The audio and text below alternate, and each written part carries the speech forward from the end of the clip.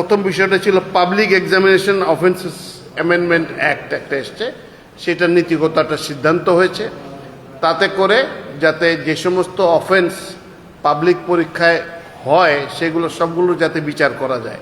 এছাড়া হচ্ছে Indo Pacific energy security ministerial and business ফোরামের যে বিদ্যুৎ জ্বালানি ও খনিজ সম্পদ মন্ত্রণালয় থেকে অংশগ্রহণ করেছিল, এইটার যে ইম্পর্টেন্সটা আছে সেটা ক্যাবিনেটকে ইনফর্ম করেছেন যে আমরা কিভাবে মধ্যপ্রাচ্য যুদ্ধের ফলে যেখানে আমাদের সাপ্লাই লাইনটা ইনসিকিউর হয়ে গেছে সেইটাকে কিভাবে আমরা তার ফলে যে প্রাইসের ফ্লাকচুয়েশন হচ্ছে তো সেইটাকে মোকাবেলার জন্য আমরা কি কি ব্যবস্থা নিতে পারি।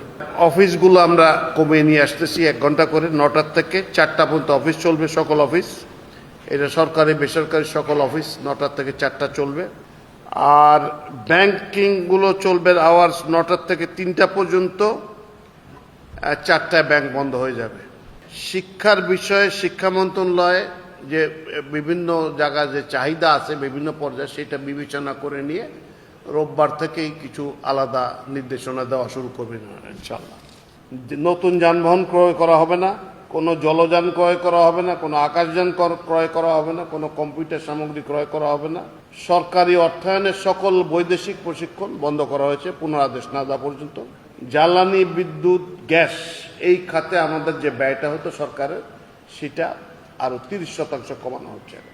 এছাড়া ভ্রমণ ব্যয় যেগুলো প্রয়োজন নেই সেগুলো কমাতে বলা হয়েছে, এখানে আমরা 30% হ্রাস করে দিচ্ছি।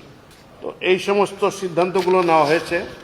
ও আচ্ছা, আরও একটা সিদ্ধান্ত নেওয়া হয়েছে যে অনেক সরকারি স্কুলের বিভিন্ন স্কুলের জন্য অজস্র গাড়ি যায়, যারা সম্ভব গাড়িতে করে বাচ্চারা যায়, তো এইটার বদলে পুরো ঢাকা শহরে এবং দেশের অন্যান্য স্থানে এগুলোকে বিকল্প হিসেবে ব্যবহার করার জন্য এখন থেকে এইটাকে পরিহার করে দিয়ে ইলেকট্রিক বাস নামানোর একটা সিদ্ধান্ত হয়েছে।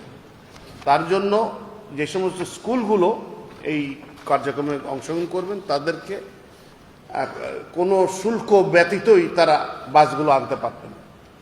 একই সুবিধা দেওয়ার জন্য কমার্শিয়াল ক্ষেত্রে যারা বাস নেবেন অন্যান্য ক্ষেত্রে তারাও নিতে পারবেন, তবে তাদের ক্ষেত্রে 20% শুল্ক ধার্য করা হবে।